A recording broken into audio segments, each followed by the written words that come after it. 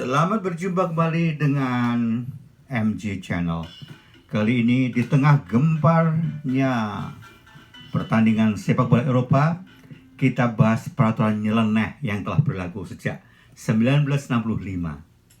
Pemirsa, inilah yang membuat mantan manajer Arsenal itu Arsene Wenger ngamuk. Kenapa ribet antara gol tendang dan gol tandang? Kita tahu ya bedanya antara gol tendang dan gol tandang. Selalu gol harus ditendang atau disundul, tapi kalau yang tandang itulah peraturan yang bikin repot Eropa selama 40 tahun. Khusus sepak bola, ada peraturan khusus di Eropa yang secara tidak langsung mengakui peran bobotoh atau bonek, sehingga timbullah aturan home away. Kita tahu bahwa istilah home itu menjamu tamu dan away itu meluruk. Inilah yang ternyata bikin ribet sejak tahun 1965. Dan kita tahu maka akhirlah peraturan home away atau away goals di UEFA. Apa itu home away? Kita simak. Secara ringkas, peraturan sepak bola Eropa adalah sistem gugur. Apabila dua kesebelasan tetap bermain seri setelah dua bermain, baik di kandang sendiri ataupun saat bertandang ke kawan lawan, maka siapa yang banyak atau yang dapat menyarangkan gol ketika berada di kandang lawan, itulah yang akan menang. Meskipun akhirnya skornya tetap sama. Contoh, tim A menjamu tim B dan kalah 1-2 dari tim B. Kemudian tim A bertandang ke tim B di kota B dan ternyata menang 1-0 dari tuan rumah.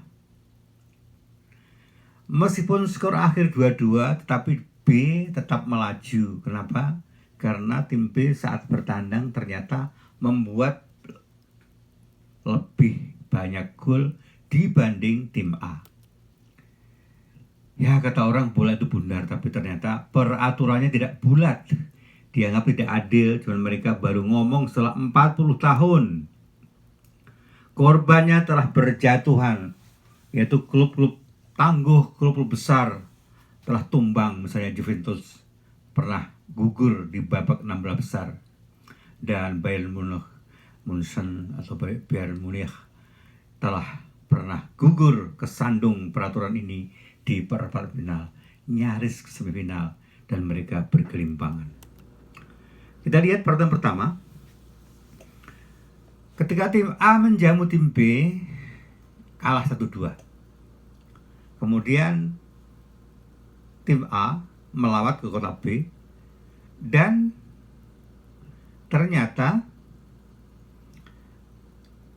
tim A menang 1-0 atau tim B kalah 0-1. Nah, dari dua pertandingan ternyata hasilnya seri 2-2. Tetapi siapa yang maju ke babak selanjutnya? Ternyata babak B atau grup B atau kesebelasan B. Karena grup B atau tim B pernah membuat 2 gol saat bertandang ke tim A. Sedangkan tim A hanya 1 gol. Nah, peraturan lainnya seperti berikut. Ketika skor 2-1 untuk tim A dan skor 1-0 di kota B, meskipun tim A pernah menang 2-1, tetapi tim B yang ke babak selanjutnya karena hanya membuat 1 gol atau telah membuat 1 gol, sedangkan tim A ternyata ketika bertandang hanya membuat 0 gol. Peraturan ketiga, tim A kalah 0-1 di kota A.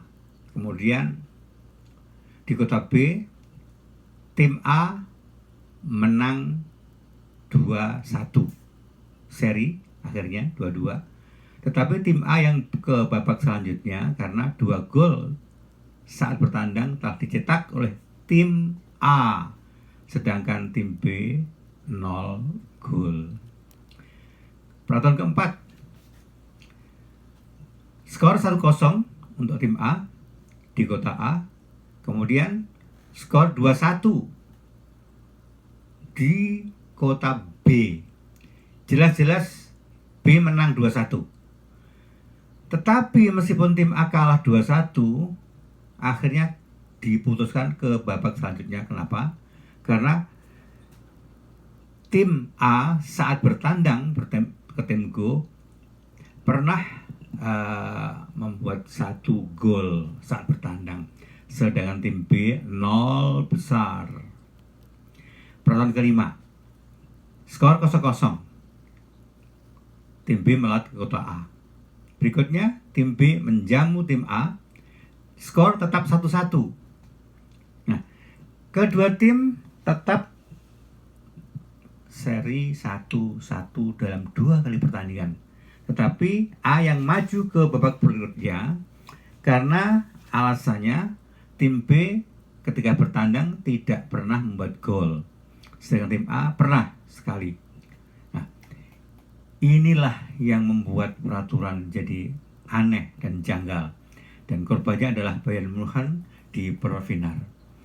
Ini yang membuat ex-pelatih Arsenal, Arsene Wenger, mengamuk habis-habisan. Peraturan 6, tim A 1-1 melawan tim B di kota A. Kemudian tim A bertandang ke kota B, skornya 0-0. Siapa pemenangnya? Seri 2-2. Meski kedua tim bermain seri, tapi B berhak ke babak berikutnya karena tim B berhasil menyarangkan 1 gol ketika bertandang, sedangkan tim A tidak berhasil menyarangkan gol ketika bertandang. Nah, inilah yang membuat Arsene Wenger makin ngamuk, dan ketua UEFA Alexander Severin setuju peraturan diubah. Korban peraturan ini adalah Juventus di babak 16 besar. Sekarang peraturan lama sudah tidak berlaku, tapi masih ada 2 lagi peraturan. Skor 1-1 di kota A, kemudian di kota B skor 1-1 lagi. Hasilnya adalah 2-2. Kalau begini maka diputuskan adu penalti. Ini yang masuk akal. Peraturan ke-8 lagi terjadi, tim A 2-1 di kota B, maksudnya di kota A. Ulang, tim A di kandang sendiri menang 2-1 melawan tim B. Kemudian gantian, tim B menang 2-1 atas tim A di kota B atau di kota sendiri. Nilai kedua tim akhirnya seri 3-3. Nah, di dalam 2 kali pertandingan skor selalu sama 1-2 saat bertandang. Maka terjadilah adu penalti. Ini yang masuk akal peraturannya. Nah, alasan mengapa peraturan dicabut adalah karena setiap saat suatu tim menjamu tuan rumah selalu takut menyerang. Ada banyak pertimbangan karena takut kebobolan. Kalau kebobolan duluan karena terlalu nafsu menyerang, maka ada kemenangan dari pihak tamu. Alasan kedua, memberatkan saat perpanjangan. Dan tentunya alasan ketiga, saat ini bonek Eropa dan bobotoh sudah dianggap jinak, jadi nggak bunuh-bunuhan seperti dulu lagi. Maka ada peraturan baru berlaku 2021 atau 2021-2022 setelah aturan ini disahkan di Eropa. Demikian penjelasan Alexander Severin dan atas usul Arsene Wenger, maka dan kesepakatan semua klub Eropa begitulah diputuskan. Nah, kira-kira kita ini sekarang bagaimana situasinya? Para pecinta bola, apakah gebuk-gebukan sama pagar besi atau kita menonton dengan santun? Itulah harapan kita. Terima kasih Anda telah subscribe. Ya, kayaknya subscribe lebih baik, tapi kalau enggak ya nggak apa-apa. Yang penting happy. Inilah sumber-sumber pengambilan, dan sekali lagi terima kasih atas waktu Anda untuk menyimak sepak bola ini sambil menikmati laga berikutnya ketika Italia dan Inggris sudah sama-sama maju ke babak yang nyaris ke semifinal.